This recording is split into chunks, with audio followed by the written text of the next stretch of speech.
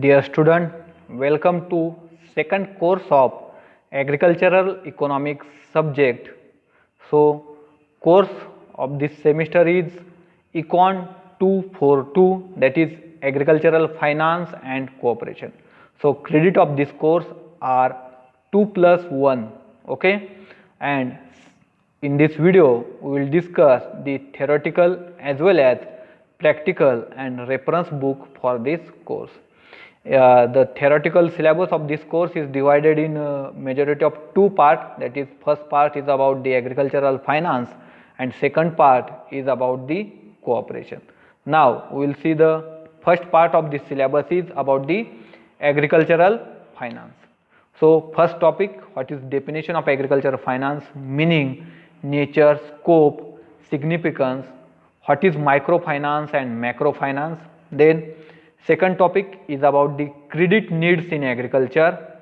What is the need of credit in agriculture, meaning, definition of credit, and most important is classification of credit based on time, purpose, security, lender and borrower.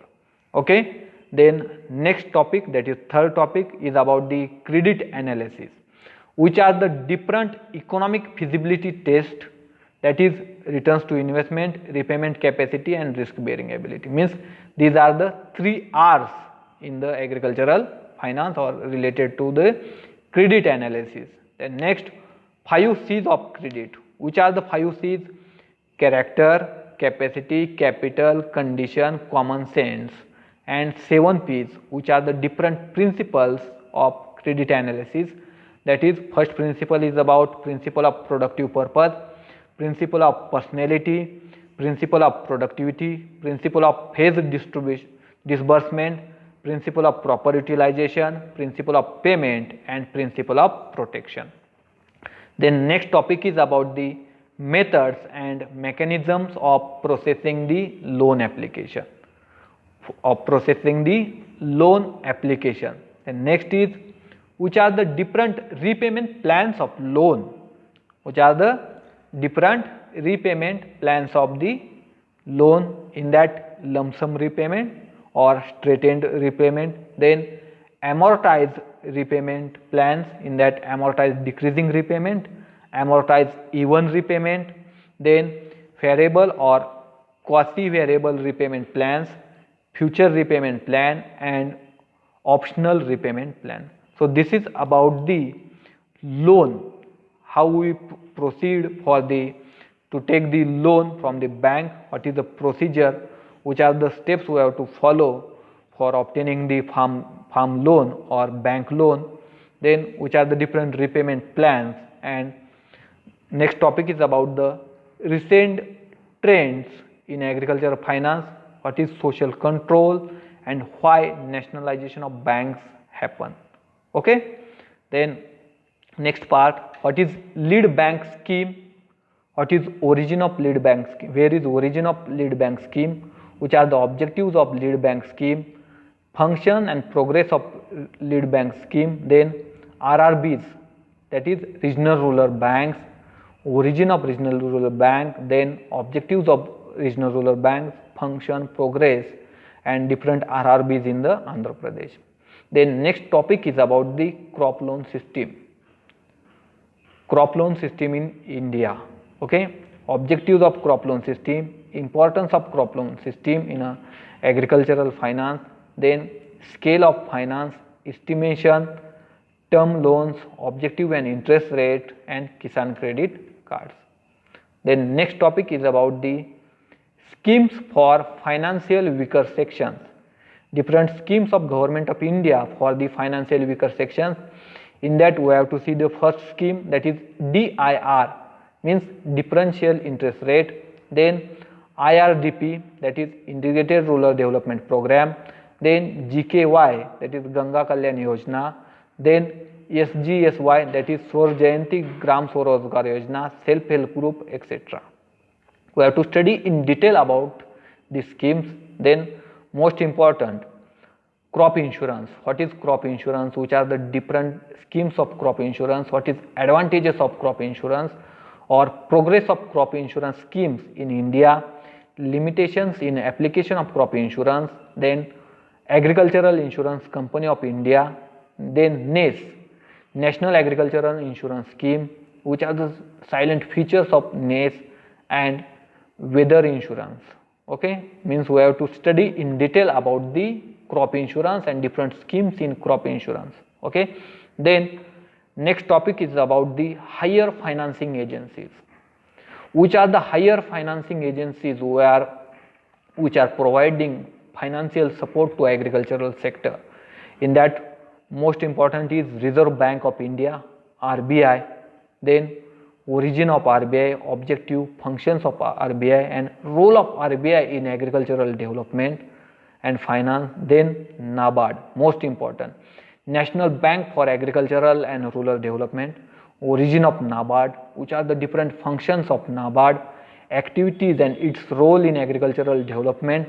Okay, then IBRD means International Bank for Reconstruction and Development.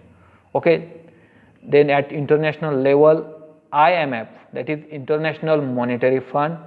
Where is the International Monetary Fund headquarter is located, when it was established, which are the functions of these higher financing agencies.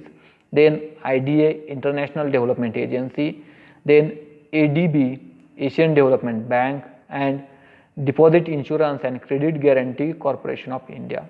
So we have to study in detail about these higher financing agencies. Okay, next, so this part is all about the finance, agricultural finance. So we are moving towards the next part of this course or of this syllabus is cooperation part. In this part we have to study what is meant by cooperation, scope of cooperation, importance and definition, then which are the different principles of cooperation and which are the objectives of cooperation.